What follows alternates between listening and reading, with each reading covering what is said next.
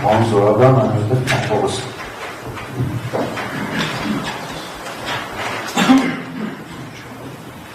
Հարգելի գործընկերներ, ողջունում եմ ձեզ։ Շատ կարևոր թեմա ենք հիմա քննարկում, որի հետ կապված ես ցանկանամ ավելի ընդհանուր տեսակետներ դասնել։ Խոսքը վերաբերում է կառավարության, քաղաքականության։ Տեսեք, ինչ ունենք մենք։ Մենք ունենք կառավարության կողմից պատժիչ քաղաքականության ռեալ ապացույց։ Եվ ինչու՞ն է դա դրսևորվում։ Ինչպես գիտեք, վարչարարությունը ինքը բարդ իրավահարաբերություն է։ Ինչու, որովհետև մի կողմից պետական մարմին է, որ ունի իշխանական լծակներ եւ մտնում է հարաբերության մեջ քաղաքացու կամ իրավաբանական անձի հետ եւ այդ փոխհարաբերության ժամանակ նաեւ ինքը հանդիսանում է այդ գործով շակերտների մեջ դատավորում։ Ինչպես ասում են, վարորդը նաև հսկիչ է։ Այսինքն եւ ինքը մտնում է հարաբերության մեջ եւ ինքն էլ լուծում է այդ հարցը։ Եվ բնական է, որ այստեղ օրենսդիրը վարչական մարմնի այդ հարաբերությունները զսպող որոշակի մեխանիզմներ է սահմանել։ Պատահական չէ, որ վարչարության դիմումների վարչական վարույթի մասին օրենքը նախատեսել է շատ կարևոր սկզբունքներ, ինչպիսիք են կամայականության արգելքի սկզբունքը, հայեցողության լիազորությունները Սահմանափակելու սկզբունքը, համաչափության սկզբունքը, ձևական պահանջները չարաշահելու սկզբունքը եւ մի շարք այլ սկզբունքներ, որոնք վարչական մարմինին ասում են, որ քանի որ դու ինքդ այս հարաբերության մեջ եւ հարց լուծող ես եւ կողմ ես, ապա դու պետք է որոշակի կանոններով հարաբերվես, որպեսզի քո հարաբերությունը չարի չդառնա քաղաքացու համար։ Հիմա տեսեք, վարչարարության արդյունքում ձևավորվեց ծնվեց վարչական ակտ, որը քաղաքացու համար ստեղծեց իրավունք կամ պարտականություն։ Հիմա քաղաքացին դժգոհ է եւ ունի դատարան դիմելու իրավունք։ Դիմում է դատարան։ Վարչական դատավարությունը նույնպես նախատեսել է կառուցակարգեր, որոնք զսպում են վարչական մարմնի հարաբերությունները։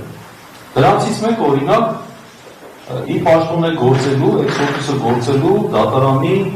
պարտականությունը։ Այսինքն դատարանը չի կաշկանդվում դասական մրցակցության կանոններով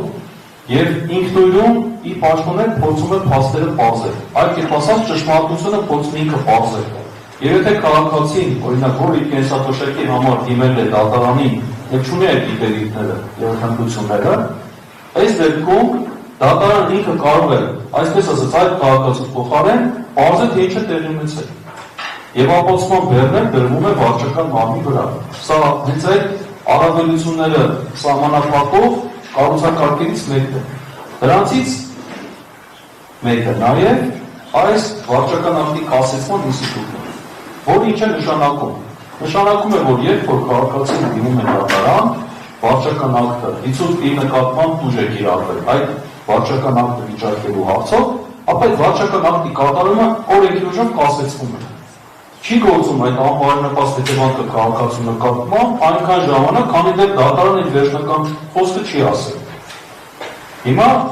այս մոտեցումը այսօր կառավարությունը փորձում է վերացնել։ Այսինքն ասում է քաղաքացին, որ ես առավելությունից ես, այս առավելություն եմ տալիս վարչական մարմնին, հիմա նույնիսկ եթե անհիմն ուրիշ բաներով չբնորոշեմ, ակտ է ընդունվել, դու տալ վճարել գումարը, այսինքն դրացույց ծախսը կրի, դրանց հետո եթե կպարզվի, ես այլ կերպ այդ հարցը կլուծեմ։ Այսինքն քաղաքացուն ի սկզբանե դնում է վատ վիճակի մեջ։ Հիմա եթե մենք մի քիչ հետ կանգնենք, ինչպես ասում են, ծառը ճանաչում է փրփուրից, հետ կանգնենք, տեսնենք դա ինչ է տեղի ունենում։ Ապա ինչ կտեսնենք։ Տեսեք, պետական տուրքի չափերը դատարան դիմելու բարձրացվել են։ Այսինքն քաղաքացին որպեսզի իր արտակ դատաքննության համար դիմի դատարան, նա պետք է ավելի շատ վճարի։ Իսկ մենք գիտենք, որ դա ըստ էության սահմանափակում է եւ ամբողջովին սահմանափակում։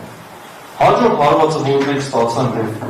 մեր հարգելի լրագրողների օգնությամբ լուսաբանվեց, դա փաստաբանների նկատմամբ հարկային շատկատվող եւ խիստ քաղաքականություն էր։ Ինչը բնականաբար բերել է նրան, որ փաստաբանական ծառայությունների գները թանկացել է եւ թանկանալու է։ Սա նույնպես քաղաքացու համար լրացուցիչ խոչընդոտ է իր իրավունքի պաշտպանության համար դիմել դատարան։ Եվ նա երրորդն ենք ունենում, տեսեք, երրորդն ենք ունենում, որ քաղաքացին, որ տուգանքի մատերիալ չէ, հիմա բազեց տուգանքի մատերիալ է, հիմա այդ քաղաքացին ասում է չէ, երբ այլ, ի սկզբանե կվճարես այդ գումարը, կվճարես, հետո գնա դատարան, գնա այնքան ծառայությունների համար վճարի, պետական թանկ տուրքը գումարը վճարի, հետո ինչ կլինի։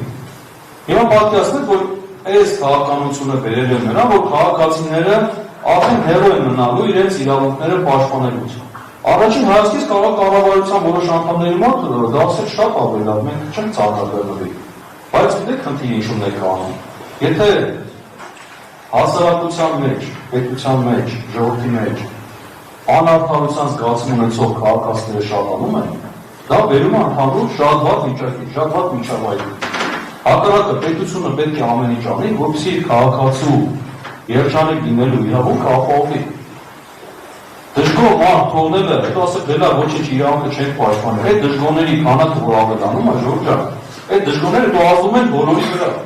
Մենք ապրում ենք դժվար միջավայրում, ուսուցում ենք մեկս մեկի համար պրոբլեմ դառնում։ Ինչպես որ հիմա այդ միջավայրում ենք ապրում ցավով։ Եվ ցավալի է, որ այսօր պետական մարմինները այդքան խորությամբ չեն դիտարկում խնդիրները եւ աստիճանաբար այսպես քաղաքացիների բոլոր իրավունքները եւ հիմնարար իրավունքները սահմանափակվում։ Շնորհակալություն այսքանը։